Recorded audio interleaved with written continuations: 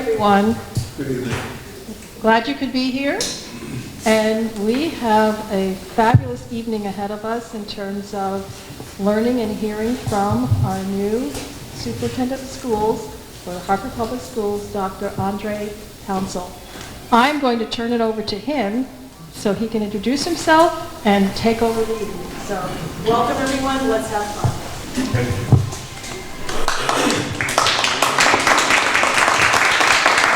Good evening, everybody. Well, please talk back to me. Good evening. If you don't mind, I would like to stand. I don't want to sit down like that.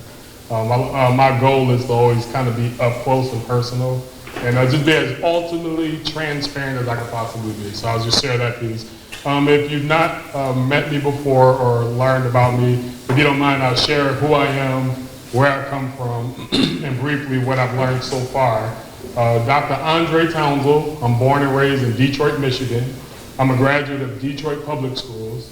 I did have adverse childhood experiences in high school, specifically. The major strategic inflection point of my life is when I was shot at in 9th grade, coming out of a basketball game. My sister, who was a senior, I was a freshman at the time. For whatever reason, when we came out to the parking lot, I was standing on the stop sign. People across the street from the school were just shooting into the crowd. Where I was standing at, the stop sign was hit 3 times. I had to go to school the next day. Couldn't talk about it, couldn't snitch. We all knew who did it, but you just couldn't talk about it. That's kind of the culture.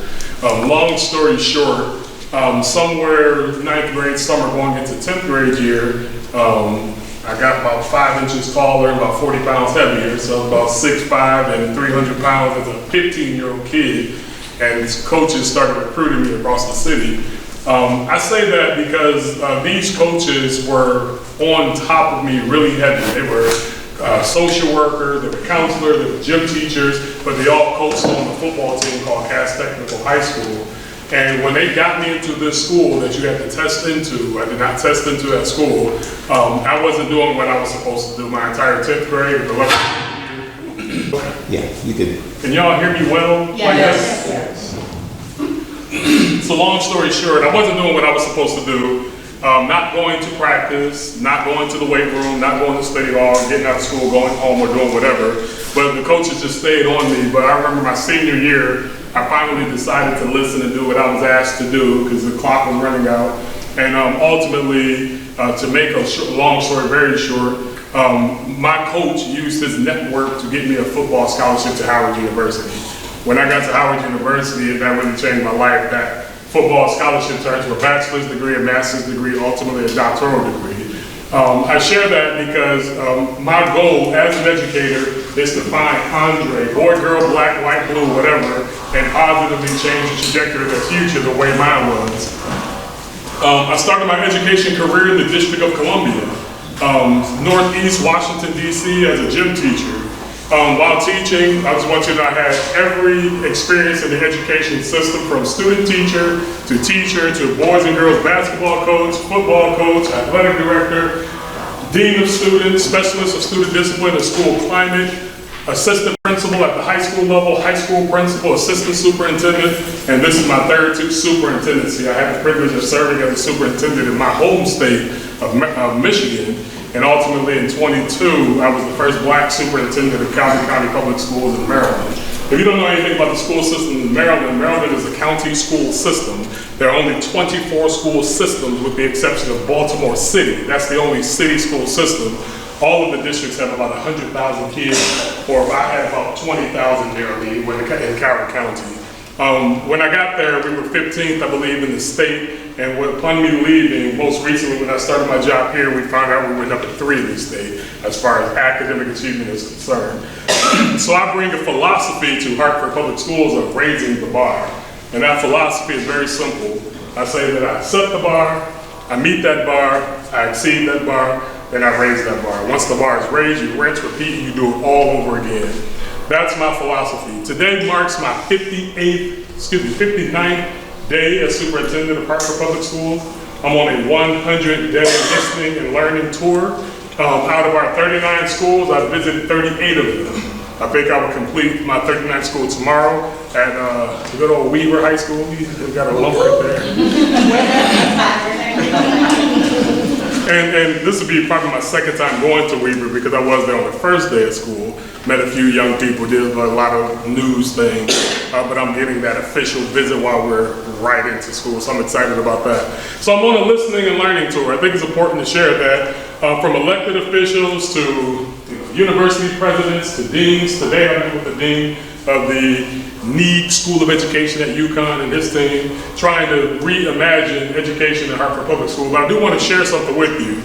I am concerned, and I'm going to tell you what I'm concerned about. I'm concerned that our enrollment is drastically dropping year by year. Right now, I have 1,400 students less than we had last year in Hartford Public Schools. I also want to share this, and I want to be clear. I don't have an agenda. I'm just telling you what I'm learning. Going to all of our campuses, 38 that I've seen with my own eyes, we're under-enrolled. And we have a big old building and no one's in there. I'm just being honest with you. Under-enrolled. I do not have one school with over 1,000 kids. None of our high schools over 700. Just for context, in Calvert County, I had about 16,000 students, 24 schools. We have 16,000 students, 39 schools. So right now I'm dealing with 15 more schools than I had in the past. Now, I'm not implying anything. I'm not saying we need to, I'm not saying that. I'm just telling you what it is and what I see. Now, I do want to share with you, I have a goal of making Hartford Public School the best school system it could possibly be. I am not of the opinion that Hartford Public School's better days are behind us. If that's the case, I should come into the job with a white flag looking to close down schools and shutting it up. But the reality is, I do believe that there's some very low-hanging fruit that we can truly take advantage of. And with this choice system that the Connecticut state has put in place, why don't you choose Hartford Public School? And we already know for socioeconomic reasons, for behavior, we know why people choose other school systems. But here's some low-hanging fruit that we all probably heard of, but don't really understand how attainable it is. To me, it blows my mind. We all think that there are greener pastures elsewhere. You live here, you work here, kid, go to Windsor. You live here, you work here, you in the East Side, you're not here. The question is, if you live in here and you work in here, if we all go here, then I think we're okay because it's the same people, but we're choosing these greener pastures, and I think that that's not a good look for Hartford. And I'm gonna park my bus and open the floor for any questions. I don't think that's a good look for Hartford. I'm gonna tell you why. The Hartford Promise says, if you live in Hartford, go to a Hartford public school, have a 3.0 grade point average, and a 93% attendance rate, guaranteed no cap up to a $100,000 scholarship for a college of your choice across the country, not limited to the state. That message is not being signal boost on purpose. Because I do believe some people would probably choose Hartford Public School if they knew that's the case. Because if you just go to the better school or the choice school or the magnet school outside of Hartford Public School and put up those same stats, you're filling out FAFSA. That's not a guarantee. That's not above average, those grades. You're probably filling out a FAFSA, you're probably taking out a student loan if you don't have an academic or athletic scholarship. Am I making sense on that? I think that there's some low-hanging fruit with attaining at least our secondary students. In addition to that, yesterday I was with Compass Youth Collaborative and I did a ride-along. I spent 3 hours with them on yesterday, going up and down all of our roughest and toughest neighborhoods, speaking with young people and family members and whomever want to listen, to learn and absorb as I possibly can. And we have I want to say personally about 1,000 young people over age, unaccredited, not in school, chronically absent, walking the streets. And I'm like, whoa, okay, enroll. And they're on the books as dropout, or they're on the book as a 6th-year cohort, but they're not a student of Hartford Public School. When I was in Benton Harbor, Michigan, the worst school district in the state of Michigan in 2019, we had that same issue, and I had a partnership with an organization called the Graduation Alliance. And what that Graduation Alliance was, it was an opportunity to capture those young people that really was left behind, and it was a safety blanket to get them their academic credits and get them their GED or diploma to get them off your roster, off your book, but also that per pupil expenditure. Now let me just say this last piece on choice, and I will park my bus and ask any question, whatever it is you want to do. We have about 3,000 to 4,000 students not choosing Hartford Public School. Just know that. And just time, let's say if you get $10,000 a kid, just do the math. 10,000 times 4,000 is how much? I'm a mathematician. Just do the math, and you can see it's enough, something called expenditures and revenues. Our expenditures, ladies and gentlemen, are above our revenue. It is. So revenue is what you get from the state, what you get from the local, what you get from your federal government. They just give you. I can't raise bottles of water 50 cents and get extra money. I can't do that. I get what I get. Now, there's also something called inflation. There's also something called transportation costs and special education costs. Our expenditures have outweighed our revenue, which is why we're in deficit. I had the opportunity to sit down with our chief financial officer and realize during our 5-year projection or our 5-year forecast, every year we're losing $10 million off of student enrollment alone. So that's the challenge. That's why I'm concerned. That's why it's important that we signal boost what's right for Hartford Public School. Now I get it, school choice is about all kids, and I get that, but I work for Hartford Public School. And I'm here to add value, work collaboratively, and make Hartford Public Schools the best school system it can possibly be. So that's the long, that's the short. I'm 59 days in. I do plan to have a report on my 100th day of everything that I've learned. I will share that with our Board of Education, and I'll share that publicly with our community, and that will be the plan of how that will be the plan for not how we move forward in general, but specifically for this academic year as we continue to monitor and adjust with all the other information that we have and that I learned from. So with that, I will park my bus. Any question, any comment, any concern, any gripe, whatever, just put it out on the table. It is what it is. Boom. How are we doing this? Am I just calling them? That's okay. Yes,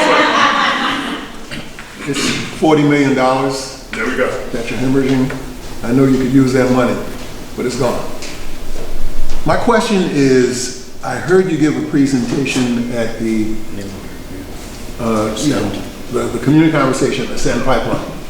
And you shared with everyone in attendance a parable about fire, water, and trust. There we go. Yeah, and it really struck home. So much so that I went and conducted a straw poll.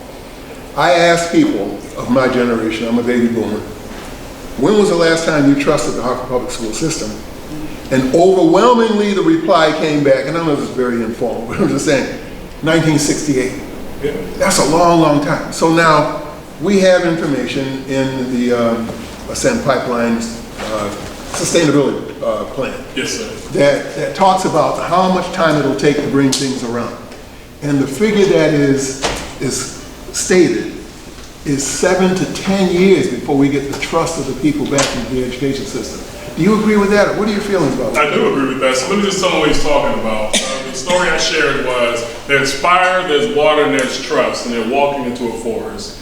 And the gentleman walking said, while fire, water, and trust was walking, he said, "Hey, water, wait, if I lose you, what do I do?" And water said, "Oh, if you lose me, wherever you see grass growing, that's where you find me." He said, "Okay, cool. Fire, what if I lose you?" Fire said, "Listen, if you lose me, wherever you see smoke in the sky, that's where you find me." He said, "Okay, cool. Trust, what if I lose you?" And trust said, "Hey, you better keep your eye on me, because when you lose me, or if you lose me, you might never find me again." And I do know from my listening and my learning, trust has been lost somewhere along the line in Hartford Public School. It's been lost. It's the hardest thing to regain. I mean, I'm coming in talking mighty and talking powerful, but lack of trust. You know, do I really have an opportunity? Because we do not trust the school system. The question is, how can we regain trust? That's one of the biggest challenges that I'm faced with today. Even when I go in front of our deputy commissioner and talk about advocating for Hartford Public School, it's like, "Hey, don't say that." I'm like, "Oh, okay, I get it. Just gotta do it anyway." Brand imprinting for later infatuation. When you see that Hartford Public School brand, what do you feel when you see it? Does it feel good? Do you believe in the Hartford promise? I do, because I know it's gonna work. and people are getting it left and right, but we got millions of dollars left on the table because no one wants to even risk going to Hartford Public School to take advantage of it. Park, go ahead. All right, any other questions? That's it? Ladies and gentlemen, we're adjourned. Yes, sir. Just clarification, you mentioned before enrollment was down? Yes. Is that primarily because of students going to other schools, or are there fewer students? Overwhelmingly, yes. Overwhelmingly, yes. Now, we have a transient population, people, whatever, but overwhelmingly, yet choice. I choose this over that. There's nothing wrong with our schools, ladies and gentlemen. I promise you that. I'm walking around, our schools are small, they're very compact, and whatever these anecdotal stories that bad things happening, it goes viral. But it's not as persistent as you think it is. I'll tell you, what I've learned in public education, especially as an administrator, our biggest issue is not kids, it's adults. And in the field of education, here's the reality, our best and brightest are not choosing the field of education, so what do you expect? They're not doing it. When I go to universities across the country, specifically here and in Washington, D.C., schools of education are being threatening to close their school because no one's choosing the field. Those that can do, those that can't what?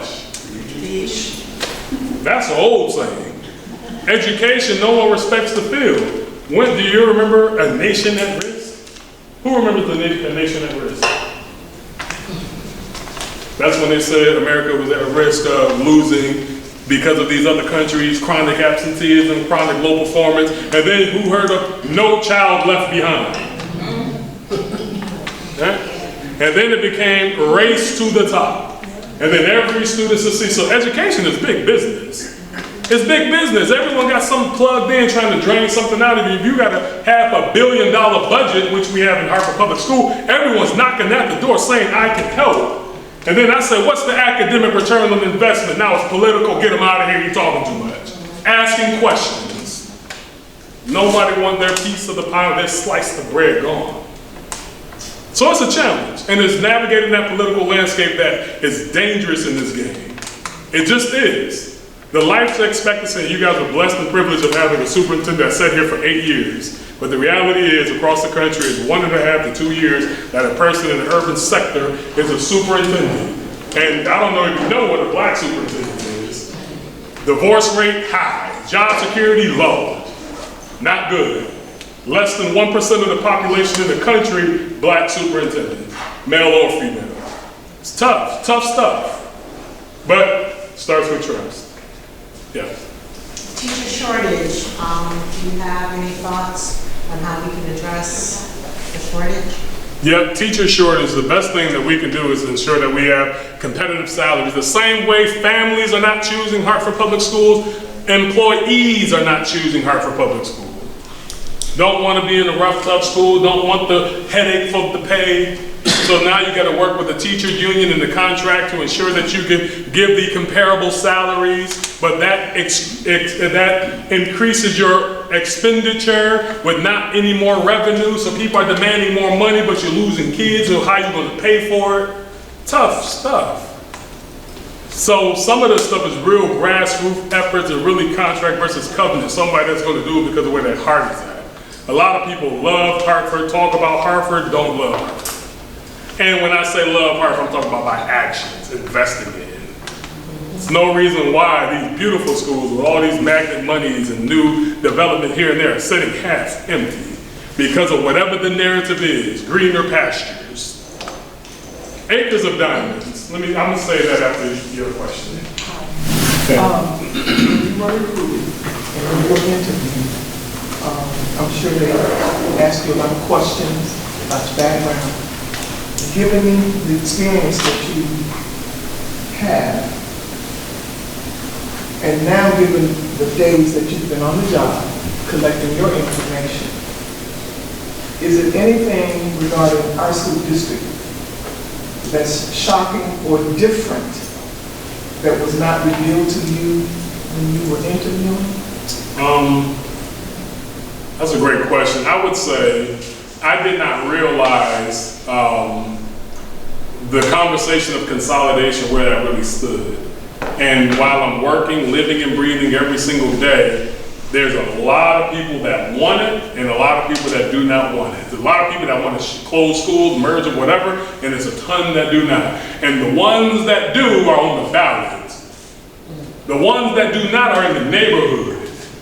And my question is, where are the power dynamics? Because people can do what they want to do if you're asleep and not out advocating for your community. But if you're constantly sending your young person elsewhere and say, but don't touch Weaver, and you're sending your kid not to Weaver, you understand what I'm saying? That's what's happening. I'm telling you right now. Okay, I'm sorry. I'm about to start preaching. So, based on what you now know, Yeah. in the short time you've been here, any similarities in the problem?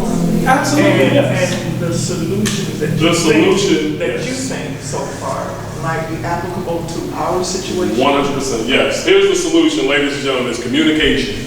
And communication is marketing, it's promoting, it's signal boosting, it's press releases, it's sharing stories, the stuff that goes viral. Let me tell you, when I was applying for this opportunity to serve, I go 20 pages on the Google Deep, it's all negative. On the Google search, it's all negative. No one has a positive story to say. Someone soon, because they graduated without reading, somebody over there soon. I'm like, what in the world? Where's the positivity? And all these kids walking across $1 million of scholarship, not a peep. I can't even find on the social media page. So the communications department, when you see that Hartford Bank, when I was in Michigan, I put billboards up all across Berrien County, enrollment through the roof, because I promoted it, made it look like something. A business with no sign is a sign of what? No business. We don't have a sign. Yes. Dr. Townsel, my name is Melinda Johnson. It's a pleasure to meet you. I'm a resident of Hartford and a mother of two. And it has been a challenging 8 years of raising kids. So right now my children are in 3rd grade and in 1st grade. And much of what I hear you speak to, in addition to deficits in finance, what I've witnessed and experienced have also been deficits in structure and in systems. As a parent with a background in advocacy, I've cried many nights trying to figure out how to maneuver and manipulate, to find information, to gain understanding, to get access.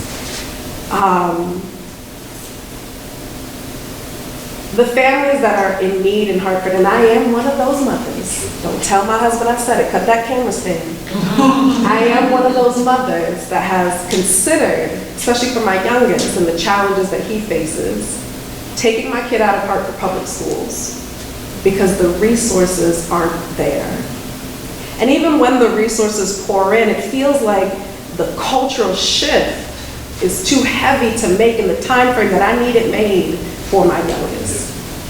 What are some of the quick actions, knowing all things move at the speed of trust? In the next 3 years, what are some of the quick actions of reform that you look to see in our city from what you've heard so far? I think, and I have one of my cabinet members here, I think it really starts at the district level of reorganizing to bring clarity of how we get things done. I mean, we got a lot of grant money running all up and through Hartford Public School, right? We don't have resource issues, that's the reality. Let me tell you something, this is what I learned, and just do your own research. All these superintendents in other school districts, guess where they came from? Hartford Public School. Y'all know that? Yeah, they all, some of them came through Hartford Public School. I done met about 10 people say, I was at Hartford, I was at Hartford. Okay, all the super smart people running these great districts. Right here. So it's not a capacity issue. It's really that narrative of we don't have the resources. I'm not saying I'm not saying that at all. What I'm trying to ultimately share is I think it's how we streamline our services and support. So that feedback of, I was at this elementary school, I did not get the resource. I like to go to that root and make sure I fix that problem so that symptom is never there ever again. So that's a lot of times that's really communication. So the change of narrative. 100%. And the execution of things. Because I am learning it's taking a long time. If a principal say I need support, it's taking too much time to support. We're not streamlining that support. So that's a barrier there too. So as a parent who's aggravated and frustrated, you're like, how long is it going to take? The principal don't have the answer because we don't got our business together in the district office. So it starts at the top for real. And ladies and gentlemen, believe it or not, I know how to run the top. I do it respectfully, ethically, in good faith, and it trickles down. Everywhere I've been, by the grace of God, we've raised the bar. And I pray that that happens here as well.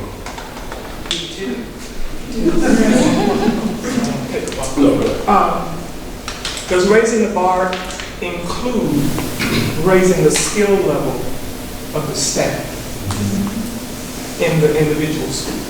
Because you can pull out resources, but enhancing teaching skills and the other areas, just enhancing what people do, because things are changing every year in this field.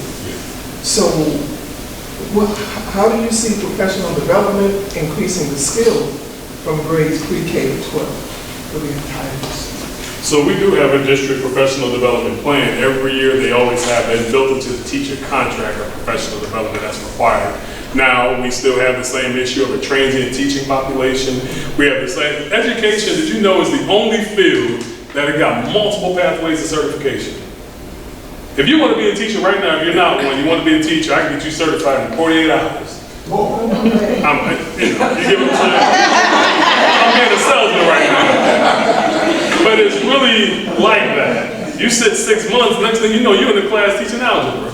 It's like that now, especially if you have a degree. The demand there, supply, no. Still can't, we're not 100% full. No school district is, really, unless you're a small school district. School district of our size, especially across the country, even in beautiful Calvert County where I come from, we were not 100% fully staffed. So the capacity, that's an ongoing issue. We don't have educators, we do not. And people are retiring, they're getting burnt out, they're fed up. It's at all levels. Principal, it's hard to find a principal. It's hard. Yeah, people are applying, they want the job, and they want it's a job. Everything's a job.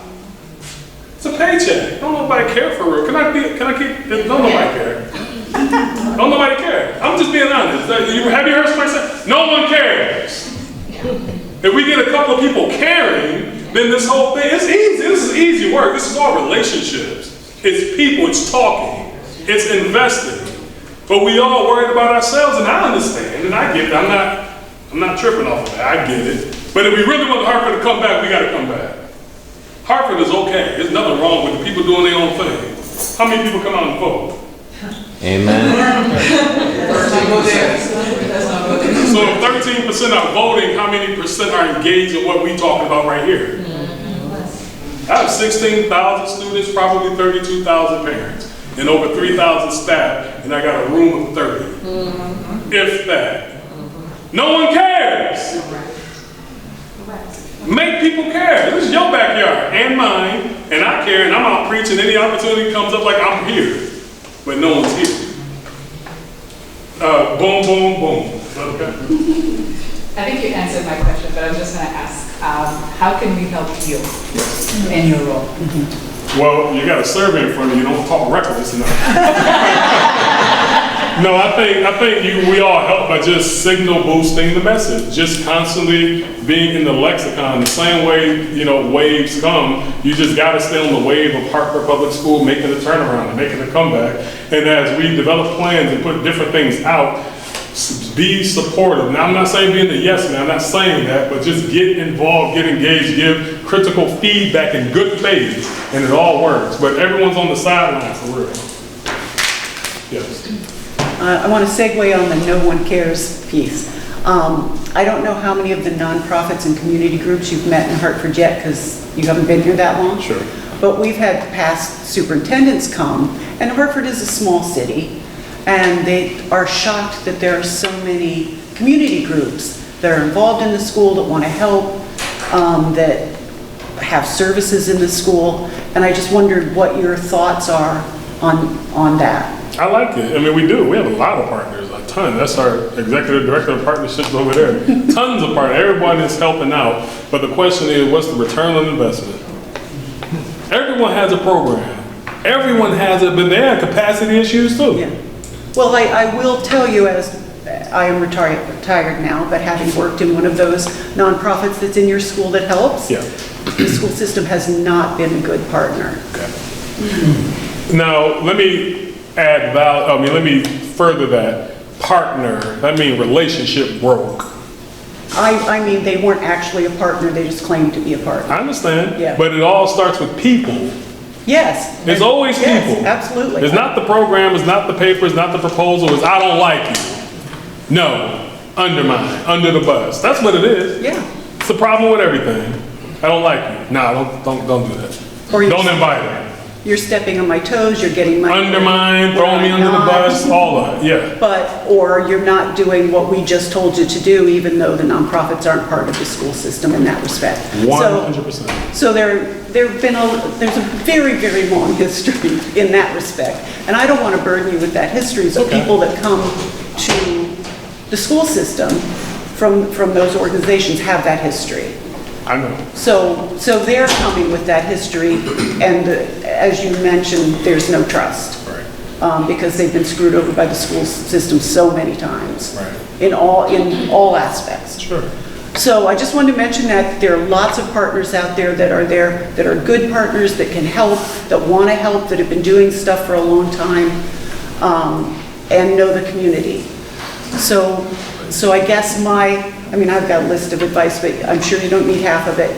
But one of the things that I've seen in the 40-plus years I've been involved with the school system, that superintendents, only a couple of them I think have done right, was have an inclusive group that's outside of your Board of Ed that can give you advice on how the community feels about things, or look at things, or suggestions of things. So having some kind of inclusive, I'm going to call it an advisory committee, that's just for you. Yeah. So I that's support my that. suggestion. I appreciate that. Thank you. Yes, ma'am. Yes, sir. My name is Precious Ross Ellis. I live in the Upper Alden neighborhood of all of my children, one child and nieces and nephews, all attend other ones. One of the problems that we have in Hartford is to retain good teachers, and I say good teachers. They use Hartford as a stepping stone. They can. They get their knowledge, teaching, and before you know they're gone. And one of the issues that they claim is the lack of discipline within Hartford public school system. Yeah. And that's one of the biggest problems we have, because if you can't discipline the children, you can't teach. And you'll find them come, get the experience, and they go to another community, they make a couple dollars more, but if they were committed to Hartford from the first place, the couple dollars extra that they're getting, I don't think it would motivate them enough if they were getting the kind of support. The juice is not worth the squeeze, and our biggest partners that we can have, ladies and gentlemen, are our parents. That's the reality. You can't drop your kid off in August and pick them up in June. They need support throughout the process. But that's it there. I mean, we know that no one says that loud enough. That parent, I need your support, I need your partnership. Parents stressed out. Go back, when they go back to school. Parents. Years ago, you find that the parents were more involved in the school system. But ever since the shootings in the schools, they have a closed door policy. So parents don't have access. You drop the kids off at the door, you pick them up the door. Sometimes don't even get to meet the parent, the teachers. You hear about the teachers, or they call you when the kids is having problem. If they're doing good, you don't really hear unless you get a report card. So you don't have that open door policy, as I did when my daughter was in Anna Fisher. Yeah. And we have second cup of coffee in the morning, we'll go in and sit down with the other parents, and the teachers know where to find us if they have a problem. You have that one-to-one relationship with the teachers. You don't have that anymore. Yeah. And I think that's a big issue also. It is. It's complex, 100%. But I think it is all doable. We just got to do it. And it starts one at a time. I am reigniting our relationship with Parent University, who supports parents across the district and school governance councils, all those things. But it's been trust. Always that trust piece, relationships and all of those things. You and then you, okay? Try I was making notes. I'm just gonna, one of the things that I used to love when I first graduated from Trinity after Weaver. And I went to Trinity because the Hartford at the time provided scholarships for students from Trinity, from Weaver, Hartford High, and Buckley. And we used to get called back when I was working professionally. We used to get called back for career day. So all of us alums in our careers would come back and talk to students, and the business community really had an investment. I remember bringing back actuaries to math classes to talk about those career opportunities. So I bring that up because if that doesn't exist, I think that to me was a great way of keeping our alums engaged and part of the community, because so many of us are still here, still living here, do that. The second comment, before I get to my question, I remember working at the city. I formerly served as the Director of Community Engagement, and in talking, going out, and I love being part of the NRCs to get information and figure out how we can all work together. And I remember parents and members from the community would come up with ideas of how we can all work together. And the perception was like, this would be a great partnership with the public school system, but they have enough on their plate, don't even bother. And so when you talk about perception, that is a perception that is out there and keep being put out there, that even if it's a great idea where you can bring members of the community who are also parents to work with the school system, it was like they have enough on their plate, don't even bother. So when you talk about perception, that perception is out there that the door is closed to those type of opportunities and relationships. But my real question for you is in terms of the challenge. You mentioned it before about No Child Left Behind, which I know can be, you have so many people, and I remember graduating with people who graduated at my level but still couldn't read well, write letters, and then early childhood education, kids are coming to school not being able to read and write. Have you experienced that? And if so, do you have any ideas or plan to address some of that? Because I know that can be a challenge as well for learning. So I've never worked in a district where that was the case personally, but I do know that is a narrative that I hear here. While I'm working on our reorganization chart, I did identify an area of support that we do not have in our district, and that's the Department of Student Support Services. We do not have a department dedicated to multi-tiered systems of support to support the academic, behavioral, and social emotional development of our kids. That's where that's happening at, getting those young people engaged. I do believe if I'm able to build that department the way I know it runs, because when I was an assistant superintendent, I specifically did that. It's not here. The work is scattered out everywhere, but the department is not targeted for that. So I do believe once we target that work, that support will change. Yes, ma'am. I just wanted to speak. My name is Sarah, community resident. I work with Mary on Hartford. I am one of the parents that care. So when people say parents don't care, I do. I live on the north end. I was adamant about taking my children out of one of the schools they were in because I felt like I had no support. So when I'm the parent who wants to be active and calling and trying to get my son tested, I'm being told we can't do that. And where's the support in that? Because I'm a parent that cares, but I don't have support from the school. And the young lady over there mentioned discipline. That's all it was discipline. So every time I turn around, my kids are being out of school because they're disciplined for something. So when do we take that away so the children can learn and want to be in school and the parents want them to be there and have the support they need? Yeah, I'll share this. Hartford Public Schools, ladies and gentlemen, a third of our budget is spent on special education. I couldn't tell. I'm just saying, I'm not going against what you're saying. I'm just telling you what we're dealing with. A third of our students are in a third of our budget goes in special education. And we have tens of millions of dollars going outside of our school district for kids that we can't support in other special education programs. We pay their tuition, we pay their transportation. I'm talking about like $30 million going outside of the district. Special education is a problem, it is. When I got here, I did realize that our state did an audit on our special education practices. And I believe there were 6 findings and recommendations that come from that. And those recommendations we are absolutely working on right now. I apologize for that experience. It's going to be better over time, but the trust is lost now, so I understand. But my prayer is that over time we get our systems together to support our families. I'd like to circle back on that thought. going back to my story, so the issue at hand was, do I have to follow a route that feels like I'm labeling my son in need of special education just to get him into a space where he can appropriately learn?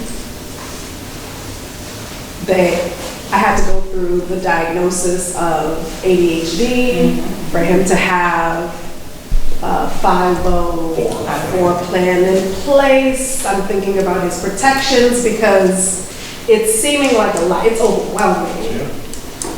And I'm like, I know my kid's not in special needs in a clinical sense. Why am I forcing myself to do this? Just in hopes that I can get him a smaller class size. Just in hopes that I can figure out a technique that works for him. It doesn't have to be a pair or one-to-one, but something that's more intimate. And it seems like those things are achievable. Thank goodness, as a family, we figured out how to manipulate different situations to grow certain skill sets, and he's doing a little bit better this year. Still has his challenges. But I say this to say, if we are under-enrolled, why are our classrooms so large? Yes. Why aren't the strategies more defined for the student base that we have? Because that will attract parents. Great point. So let me answer that question. She's not alone. Pardon? She's not alone, because I have a set of twins at Annie Fisher, and one excels further and the other one is low-key. And they're at the point where they're trying to force the mother to have to get the type of support that she's looking, labeled. And I'm going, that's not good, because they're twins, and you're telling one that the other one is more superior than the other one, you're gonna have a problem in the house. You know, but this is exactly the point that she's trying to drive home. We're having the same issue, so she's not alone. So I can answer both of that. So I would say this, if our schools are under-enrolled, why our class is so large? FTEs, full-time equivalent salaries. The contract, I think, that the teacher's contract says you can't have more than, let's say, 28 students in the classroom, probably around there. When you are under-enrolled and you have a lot of teachers, you're broke. Does that make sense? You have a lot of teachers and no kids, because the kids pay for the teachers. So you have to collapse and close classrooms so you could not be broke, or so you have a balanced budget. Am I making sense on that? That's the reality on that. So the system, not just Hartford, the education system is designed like that. And I'll also share public education. The Constitution says free and appropriate. That's what it says. That's why people are trying to sue a school district, they don't win, because you got a free and appropriate education. Nothing says you're going to be proficient or advanced. So that's where the families come in, and that engagement. So you're doing the right thing, because you're getting a free and appropriate education. I'm not trying to disparage, I'm just saying in general. The cheat code for your son is that he has an engaged mother and father. Most of our young people, in some cases, do not have that. And behavior is a problem. You can't call home. Y'all there. Some parents we can't call. Block. School can't get in contact. Kids just roaming around, running around, can't call nobody. And you can't grab them. Problem. So it's twofold. System jacked up. Some families we need more support from. Plain and simple. But that's why people are going elsewhere. Behavior, you don't want to get fighting or getting slapped again. You don't want that. So I'm going to this other school that's safer. What I'm saying is that those that are choosing to go elsewhere need to take over that parent-teacher organization and add value with that administrative team to have more support there. It is very complex because people are doing their own thing. But if we get enough people on the same page and commit to this is my neighborhood school or this is my community, it ain't gonna be like that, then it's not gonna be like that. We all can pack up our toys and go across the street or go to the other sandbox. We all can do that, and everyone's doing that overwhelmingly. But the question is, over time, can I develop a team that can work with me to do all this heavy lifting? Everybody putting in resumes, I got all my time, they quit. I'm like, okay, it is what it is. I need some new troops. It's jacked up. Yes. I'm a Hartford teacher. Hi. I taught at Miller, but now my role has changed. I'm at the district now, over science. I'm a science curriculum specialist. And I'm also in school pursuing my doctorates. And a major part of my initial research was looking at our district model of excellence, our strategic operating plan, and there was a paper published by ERS, Education Research Strategies. And when I started to lean into that framework that the former superintendent outlined with the district model of excellence, I saw a dramatic change in my classroom. So I found that when I was, participating in acquiring quality teaching and learning, professional development, I found when I was making sure that my students went on field trips, that was family and community partnership. I found that when I was celebrating my students' achievements, that was culture and climate.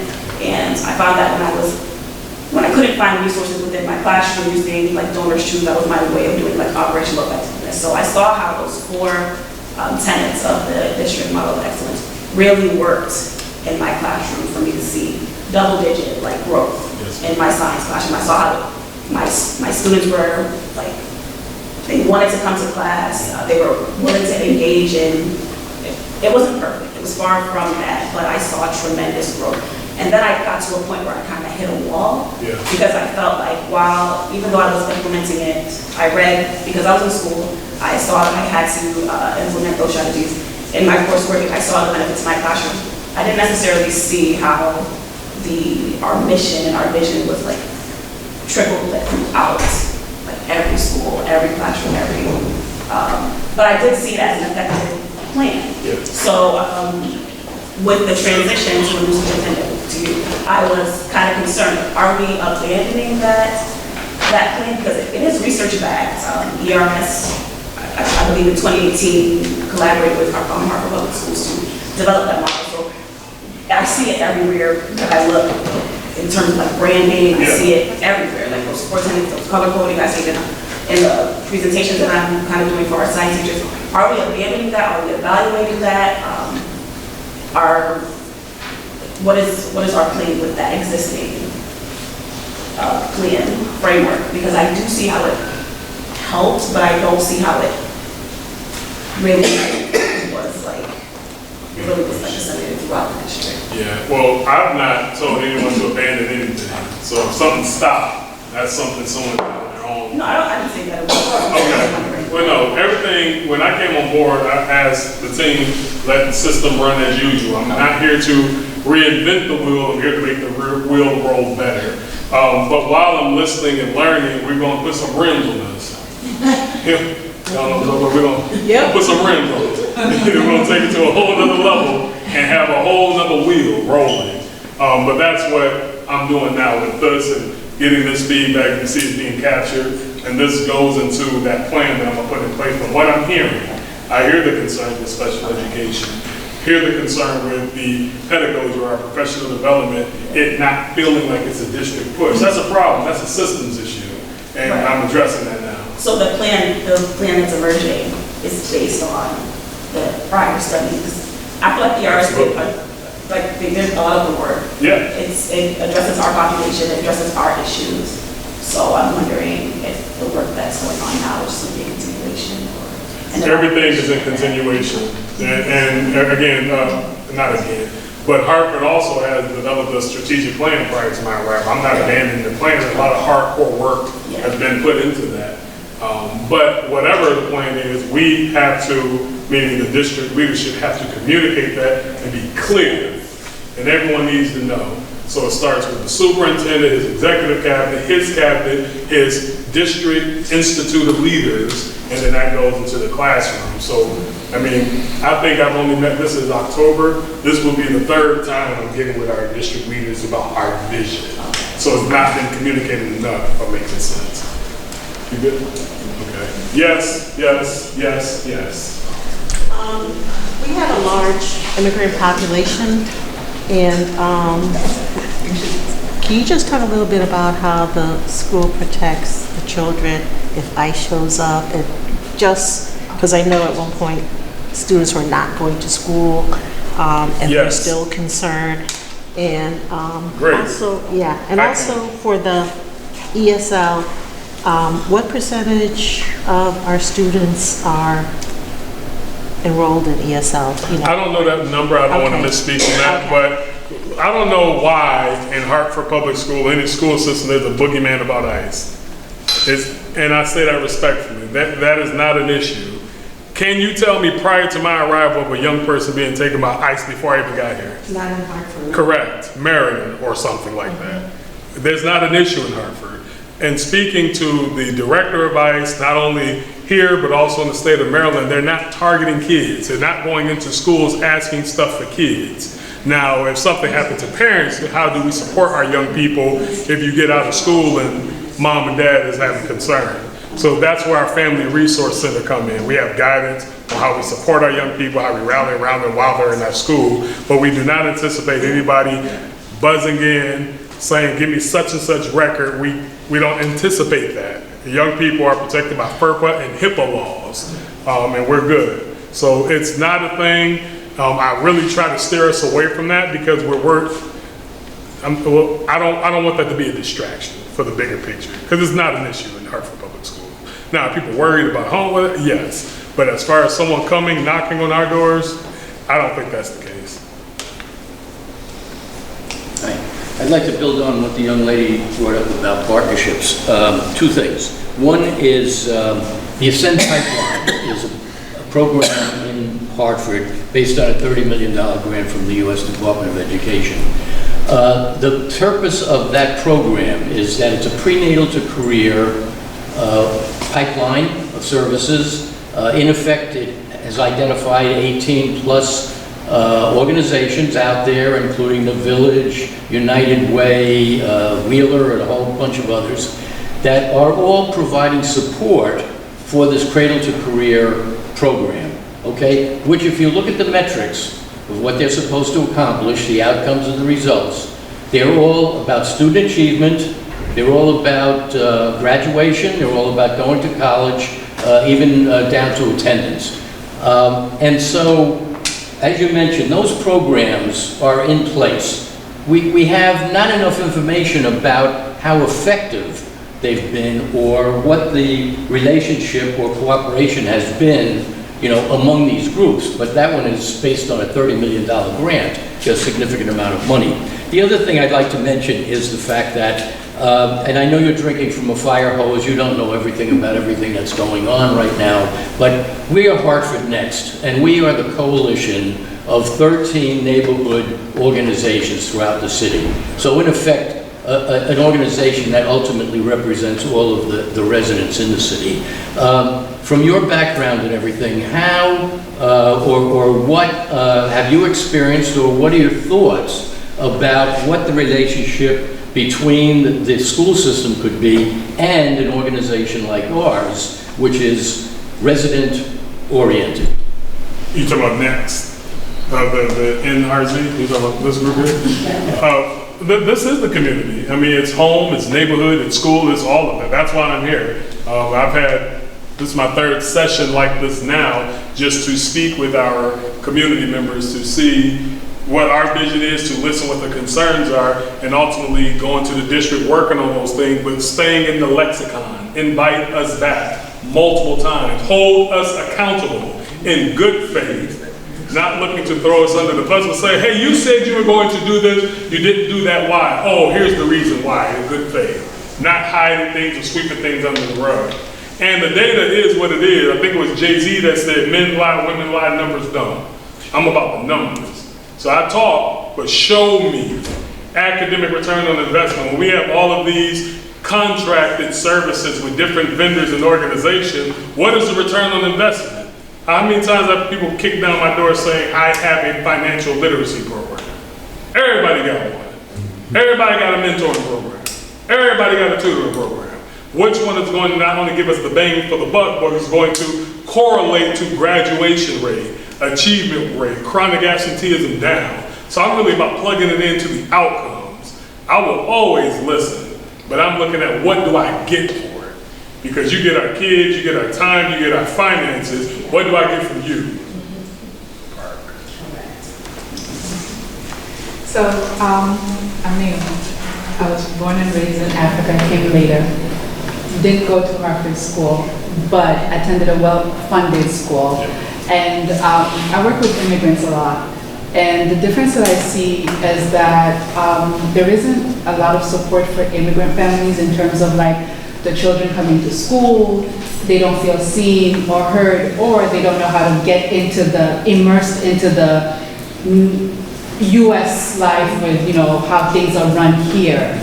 I don't know if you've noticed that, but do you have any plans to have them be more included into the Hartford school system? Thank you. I have not noticed that, but you're bringing that up. So that's something I'm going to look into. But we have a family resource center in our district office and a welcome center. In downtown Hartford? Yes, in downtown. Which you have to pay for parking and you have to enroll. Come in and tell them I validated your ticket. Do that.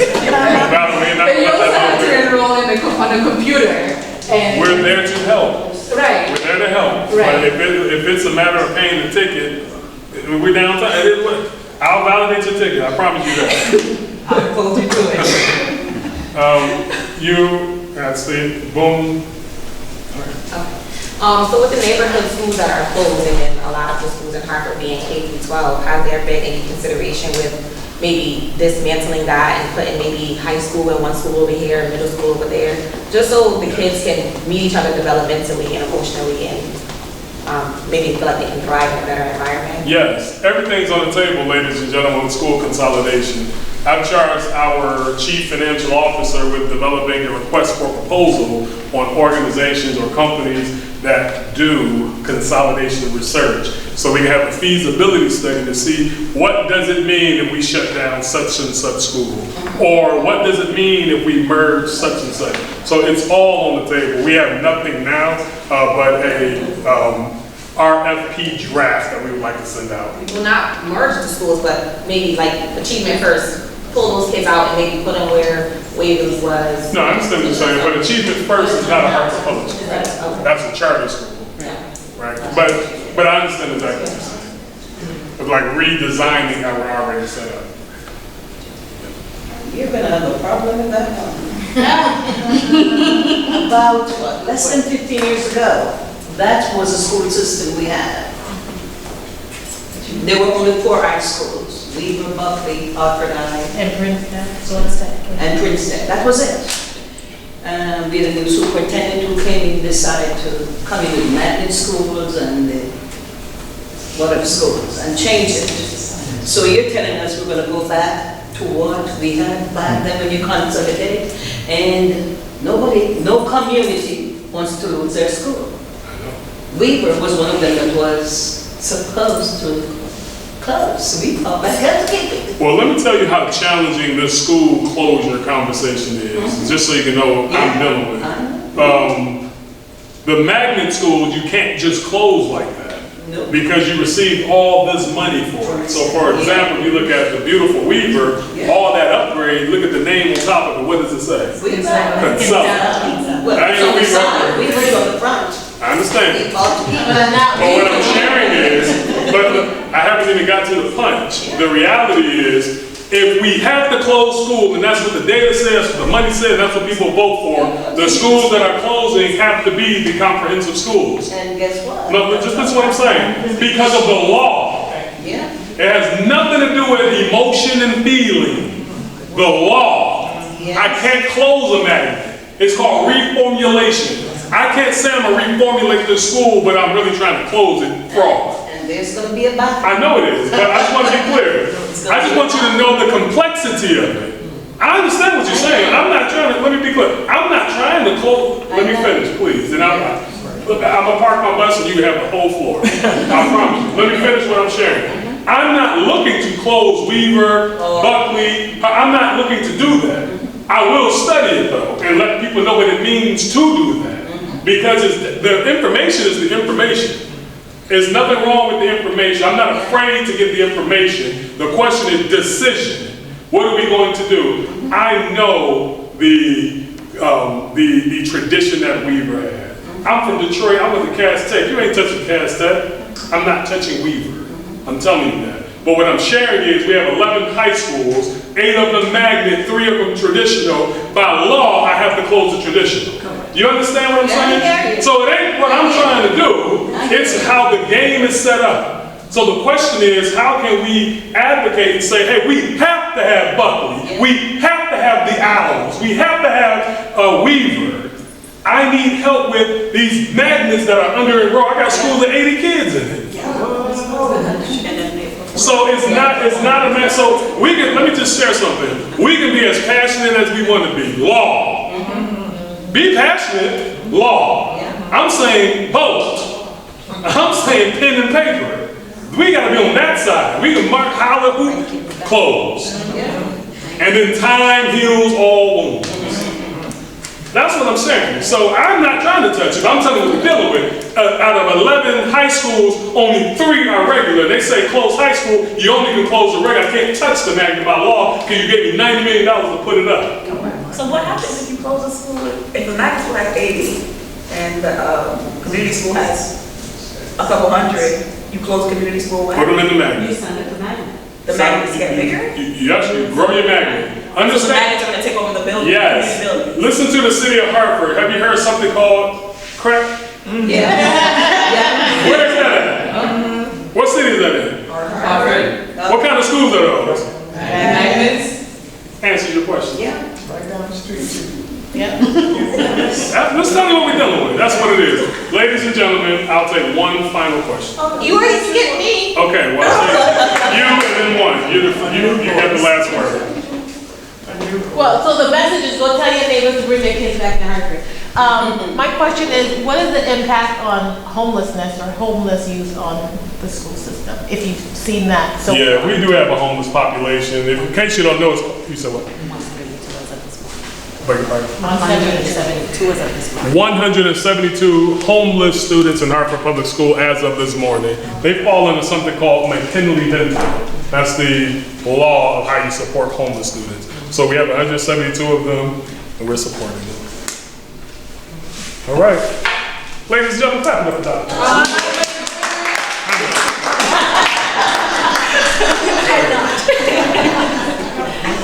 There's going to be one right here. So, my question is related to the school, the children entering the schools. Yes. Because that's going to be the determinant of how well they do with your program and what you move forward. So, have you had experience in working with the preschool population so that they are ready and you have a good population to work with? Yes, we did go to full-day pre-K in Hartford Public Schools this year. That's a new thing. That was also a battle because we extended the work day of teachers, so you had to fight the union with that. In good faith, we came to an agreement. But yes, we in my previous role, we did focus on full-day pre-K as well too, all the way down to pre-K 3. So I do have experience with that, and it does help our young people. Now here's the unintended consequence I didn't hear the question. of early childhood education. Do we have like full-day early childhood programming? And the answer is yes, but here's the unintended consequence for that. Now that we have full-day school for 3-year-olds, you put who out of business? The daycare. There you go, unintended consequence. So now you're beefing with the daycare. But can you bring those daycare providers into the schools to help so that? Nope. No? Because they're trained, they're stable, they're regulated. Yeah. So yes, we do have it. Unintended consequence, you put your local business out of business. Well, we have a daycare shortage, so I mean, we've got more kids than we have places for them to go. So, we're good? You want to close it all up? Sure. Okay. Thank you, ladies and gentlemen. My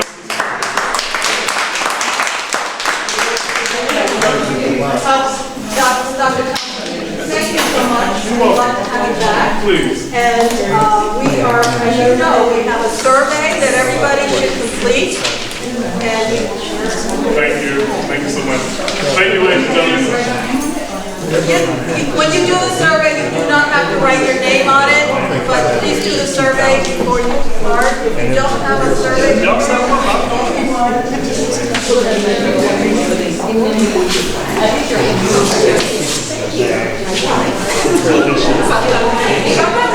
not in a dress today.